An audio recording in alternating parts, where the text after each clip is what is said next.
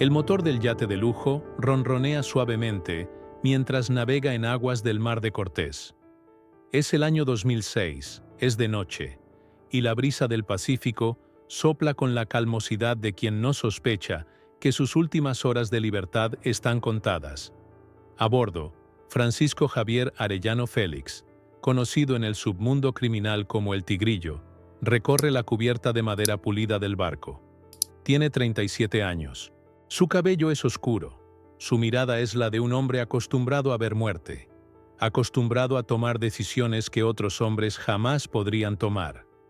Pero esta noche, en este momento, en este yate que representa todo lo que ha ganado y todo lo que está a punto de perder, Francisco Javier probablemente no sospecha que en las aguas oscuras cercanas hay embarcaciones de la Armada Mexicana, con soldados entrenados, con órdenes precisas.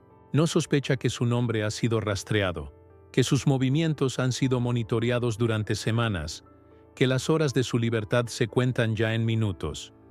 Cuando finalmente llega el momento del operativo, cuando los soldados rodean el yate, cuando los reflectores se encienden iluminando toda la embarcación, Francisco Javier Arellano Félix comprende en un instante lo que ha sucedido.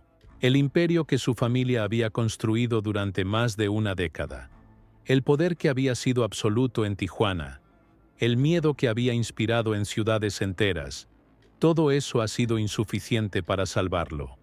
Un hombre más joven, un hombre que comenzó su vida criminal como su subordinado, el Chapo Guzmán, ha demostrado ser más inteligente, más adaptable, más capaz de sobrevivir en un mundo donde los límites de la violencia aceptable se redefinen constantemente.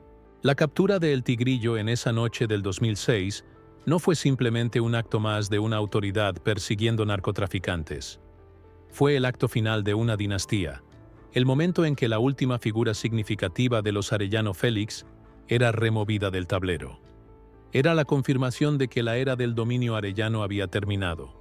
Pero para entender por qué Francisco Javier fue crucial, por qué su caída fue tan significativa, necesitamos retroceder hacia los años cuando era simplemente el hermanito menor de una dinastía criminal, observando desde las sombras cómo sus hermanos mayores construían un imperio.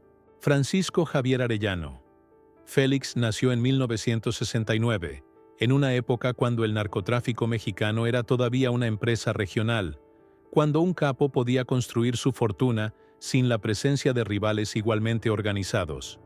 Creció en el seno de la familia Arellano, una de las dinastías criminales más notables de México, junto con sus 5 hermanos, Benjamín, Ramón, Francisco, Enedina, María Lisset y Carlos. La familia Arellano no era simplemente un grupo de narcotraficantes, era una organización con estructura casi corporativa, donde cada miembro tenía funciones específicas, donde la lealtad familiar era el principio fundamental que sostenía todas las operaciones. Benjamín, el más mayor, era el estratega.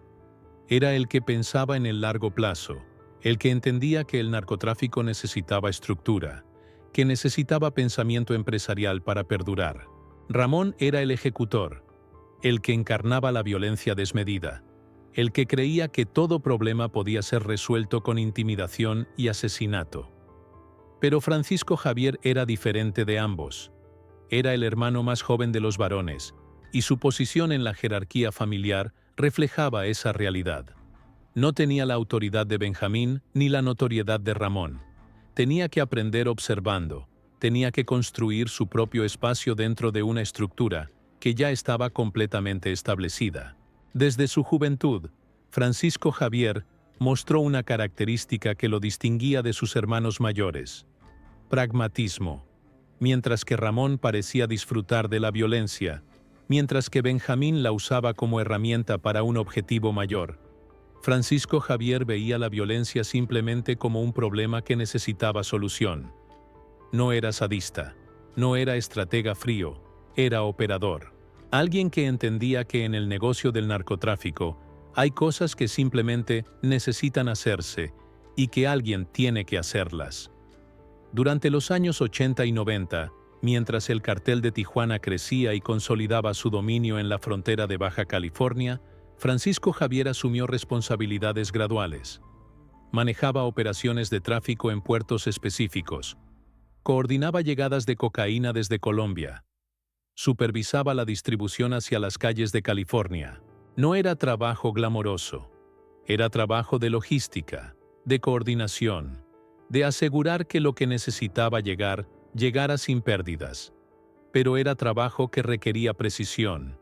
Y Francisco Javier demostraba precisión. A diferencia de muchos operadores criminales que cometían errores por arrogancia o negligencia, Francisco Javier parecía entender que la supervivencia en el narcotráfico dependía de atención al detalle. Mientras el imperio arellano florecía, mientras Benjamín consolidaba poder político mediante sobornos sistemáticos, mientras Ramón aterrorizaba rivales con operaciones cada vez más violentas, Francisco Javier construía silenciosamente su propia base de influencia. Establecía relaciones con operadores locales, construía lealtades entre soldados, aprendía los detalles íntimos de cómo funcionaba realmente la organización. No era el heredero aparente. Esa posición pertenecía claramente a Benjamín. Pero era un hermano valorado, alguien en quien la familia podía confiar.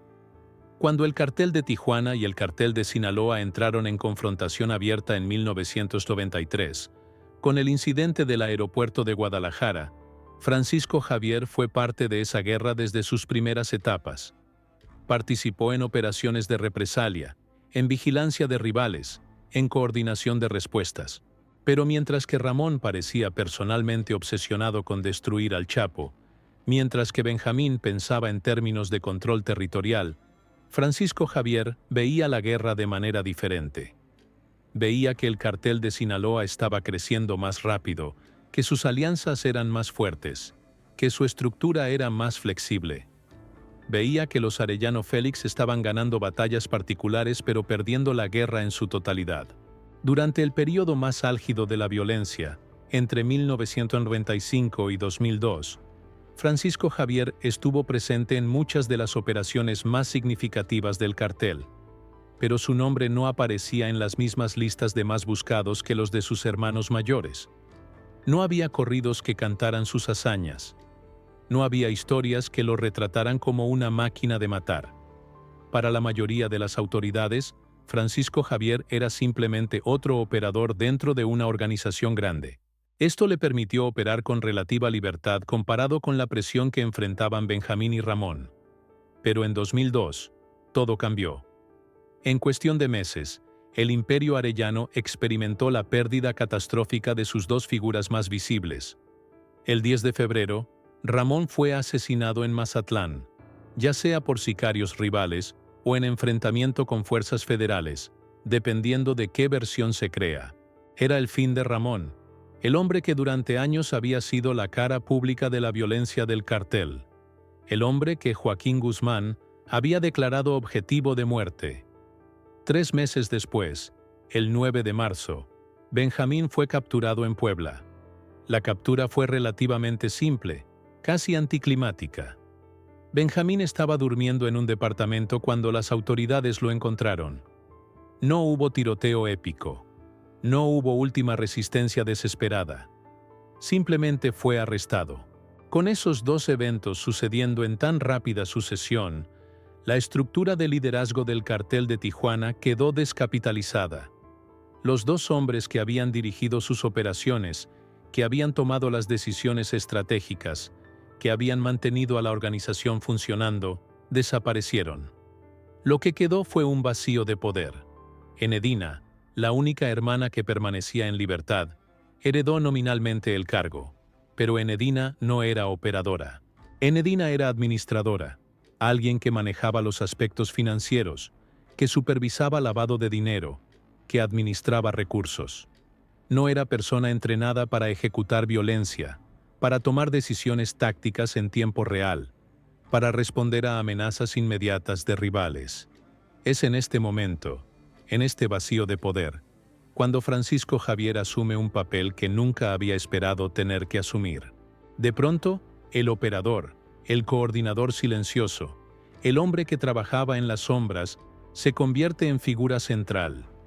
No porque lo deseara, sino porque era el que estaba disponible, porque era alguien en quien la familia confiaba, porque tenía experiencia operacional. Francisco Javier se encontró catapultado hacia una posición de liderazgo en el momento más desfavorable posible. El cartel que heredaba no era la organización dominante que había sido años atrás. Era un cartel en crisis, un cartel que estaba perdiendo territorio constantemente ante el cartel de Sinaloa, un cartel que enfrentaba presión increíble de autoridades federales, un cartel cuya estructura interna estaba fracturándose porque muchos operadores se preguntaban si seguía teniendo futuro. Durante los años 2003 y 2004, Francisco Javier hizo lo que pudo. Intentó reorganizar operaciones. Intentó contener la hemorragia de deserciones. Intentó mantener vivo lo que quedaba del cartel. Pero el contexto era imposible. El cartel de Sinaloa no esperaba a que Tijuana se recuperara. Continuaba expandiendo, penetrando en territorios que había sido dominio exclusivo de los Arellano, subornando policías, asesinando operadores locales, transformando ciudades. La violencia en Tijuana, lejos de disminuir después de la muerte de Ramón, en realidad se intensificó. Esto era porque el cartel, debilitado, era menos capaz de mantener control sobre sus propios territorios y sicarios. Facciones internas comenzaron a competir por lo que quedaba de poder. Bandas criminales más pequeñas, que habían sido controladas por la mano de hierro de Ramón, ahora se rebelaban. El resultado fue caos, fue violencia descontrolada, fue disminución de la capacidad operacional. Francisco Javier se encontró en una posición donde necesitaba demostrar que todavía era capaz, que todavía podía liderar, que todavía merecía respeto en el submundo criminal. Tomó decisiones cada vez más agresivas. Ordenó operaciones contra rivales dentro de su propio cartel. Ejecutó a personas que consideraba amenazas.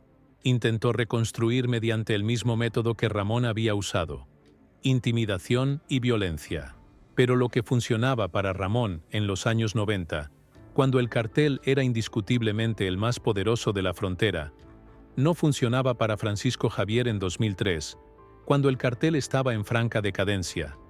La ironía de la posición de Francisco Javier es que mientras más agresivo se volvía, mientras más intentaba actuar como sus hermanos mayores, más se hacía visible, más se convertía en objetivo directo de autoridades. A través de los años 2004 y 2005, la presencia de Francisco Javier en operaciones criminales se hizo cada vez más abierta. Viajaba a ciertos lugares, se reunía con operadores específicos, coordinaba movimientos de droga. Cada uno de estos movimientos era reportado de nuevo a autoridades. Cada ruta que usaba era documentada. Cada contacto que hacía era registrado. Las agencias federales mexicanas y estadounidenses, que enfocaban recursos monumentales contra el cartel de Tijuana en su fase de declive, tenían Francisco Javier en su lista de objetivos de alta prioridad. Lo que lo hacía especialmente valioso como objetivo era exactamente eso que lo hacía valioso como líder: su conocimiento profundo de operaciones. A diferencia de Benjamín, que pensaba en estrategia general, a diferencia de Ramón, que pensaba principalmente en violencia, Francisco Javier sabía los detalles. Sabía quién manejaba qué ruta. Sabía cuáles eran los depósitos principales. Sabía cuáles eran las estructuras de soborno que mantenían la organización funcionando. Su captura sería valiosa porque el testimonio que podría proporcionar, la información que podría revelar bajo presión, sería extraordinariamente detallada. La noche del 2006, cuando Francisco Javier fue capturado en el yate en el Mar de Cortés, la operación había sido meticulosamente planeada. Dependía de inteligencia que había sido recopilada durante meses. Cuando los soldados rodearon el barco, cuando los reflectores iluminaron la cubierta, cuando quedó claro que la resistencia era imposible, Francisco Javier comprendió que su tiempo había terminado. Fue arrestado sin mayor incidente. Lo que sucedió después fue revelador. Francisco Javier fue rápidamente acusado de tráfico internacional de drogas, de operaciones de lavado de dinero, de conspiración. Las pruebas en su contra eran abrumadoras. Había comunicaciones interceptadas. Había testimonios de informantes. Había registros financieros que documentaban millones de dólares en transacciones que podían ser trazadas directamente a sus operaciones. La defensa legal de Francisco Javier intentó argumentar, como todas las defensas lo hacen, que gran parte de la evidencia era circunstancial, que muchos testigos eran criminales con razones para mentir. Pero el peso de la evidencia era simplemente demasiado. Francisco Javier fue declarado culpable. Fue sentenciado a tiempo en prisión federal mexicana, pero su encarcelamiento en México fue relativamente breve comparado con lo que vendría después. En 2007, fue extraditado a Estados Unidos. En 2010, fue condenado nuevamente por las Cortes estadounidenses a una sentencia federal que lo mantendría encarcelado durante décadas. Francisco Javier Arellano Félix, quien 11 años antes había estado en libertad dirigiendo una organización criminal que controlaba una porción significativa del tráfico de drogas entre México y Estados Unidos, se encontraba ahora en una celda en una prisión federal estadounidense, sin perspectiva de liberación en un futuro previsible. La captura de Francisco Javier marcó efectivamente el fin de cualquier forma coherente de liderazgo familiar en el cartel de Tijuana. Enedina continuó nominalmente como máxima autoridad, pero Enedina no era y nunca había sido operadora. Su rol era administrativo, financiero. Sin un liderazgo operacional fuerte, sin alguien que pudiera ejecutar violencia de manera efectiva, sin alguien que pudiera tomar decisiones de vida o muerte en tiempo real, la organización se fragmentó aún más. Lo que había sido una estructura con líneas claras de autoridad se convirtió en una red de células semi-independientes que operaban sin coordinación central efectiva. Estos grupos comenzaron a competir entre sí tanto como competían contra rivales externos. El resultado fue aún más violencia, más caos, más desorden. Ciudades como Tijuana, que habían vivido bajo el control relativamente uniforme, aunque brutal, de los Arellano, ahora experimentaban violencia más descontrolada. Múltiples grupos criminales pequeños batallaban por control de plazas locales. No había autoridad clara que impusiera orden. La violencia se volvió más aleatoria, menos predecible. El cartel de Sinaloa aprovechó este caos para consolidar su dominio. Mientras Tijuana se destruía a sí misma internamente, el cartel de Sinaloa expandía su presencia en Baja California. Penetraba en mercados que habían sido exclusiva propiedad de los Arellano. Reclutaba operadores locales. El proceso de sustitución de poder fue gradual pero inevitable. Tijuana pasó de ser el feudo de los Arellano a ser simplemente otro territorio donde múltiples grupos criminales competían. La historia de Francisco Javier Arellano Félix es la historia de alguien que fue colocado en una posición imposible, que heredó una crisis cuando debería haber heredado un imperio. Es la historia de cómo una organización que durante años había parecido invencible se reveló como vulnerable cuando sus líderes clave desaparecían. Es la historia de cómo la violencia como mecanismo de control tiene límites cuando es confrontada por una organización más sofisticada que combina violencia con adaptabilidad estratégica. El Tigrillo nunca fue tratado por historiadores del crimen organizado con la misma infamia que sus hermanos. No hay corridos que canten sus hazañas. No hay leyendas urbanas sobre su crueldad o su genio criminal. Pero su captura fue un evento significativo porque marcó el momento en que la última esperanza realista del cartel de Tijuana de mantener su relevancia desapareció. Con su prisión, la dinastía Arellano entró en su fase final. Sin embargo, lo que es importante notar es que Francisco Javier no fue vencido por una autoridad superior. Fue vencido por un rival criminal más fuerte. El Chapo Guzmán y su cartel de Sinaloa demostraron ser más adaptables, más sofisticados estratégicamente, más capaces de sobrevivir en un ambiente en constante cambio. Mientras que Francisco Javier tentaba reorganizar un cartel que estaba inherentemente disfuncional después de la pérdida de sus líderes más importantes, el Chapo estaba construyendo una organización para el futuro. Cuando Francisco Javier entra a su celda en una prisión federal estadounidense, cuando se da cuenta de que probablemente pasará el resto de su vida encarcelado, probablemente reflexiona sobre lo que ha sucedido. Reflexiona sobre cómo en 1993, cuando el conflicto con el cartel de Sinaloa comenzó, los Arellano Félix parecían ser la organización criminal más poderosa de México. Reflexiona sobre cómo en 1995, durante el pico del conflicto, el cartel de Tijuana controlaba rutas cruciales, generaba billones en ganancias, aterrorizaba ciudades enteras. Reflexiona sobre cómo todo eso se desvaneció en menos de una década. La lección de Francisco Javier Arellano Félix no es una lección sobre un criminal brillante o un hombre malvado extraordinario. Es una lección sobre límites. Es una lección sobre cómo incluso la violencia más brutal, incluso el poder más absoluto, tiene límites cuando enfrenta a un rival que es simultáneamente más violento y más sofisticado. Es una lección sobre cómo la estructura organizacional importa, sobre cómo la adaptabilidad es crucial en cualquier contexto, incluso en el criminal. Es una lección sobre cómo las decisiones tomadas bajo presión extrema frecuentemente resultan en errores que amplifican crisis existentes. El Tigrillo fue un hombre que intentó salvar un imperio que estaba fundamentalmente condenado.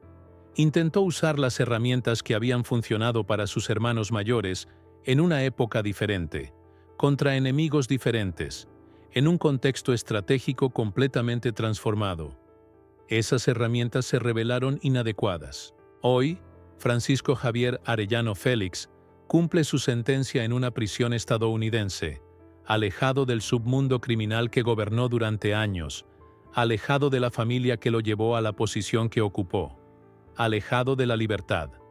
Su nombre no es tan conocido internacionalmente como el de El Chapo.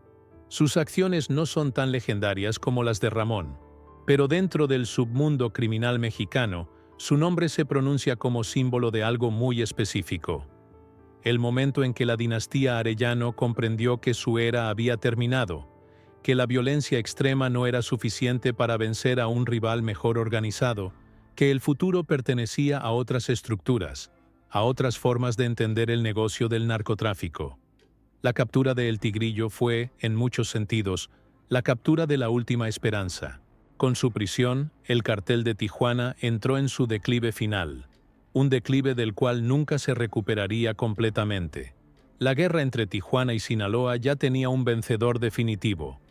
Era solo cuestión de que los últimos capítulos se escribieran, que los últimos datos se recopilaran, que los últimos personajes salieran del escenario. Francisco Javier Arellano Félix fue uno de esos últimos personajes, y su partida del escenario fue la confirmación de que una era había terminado.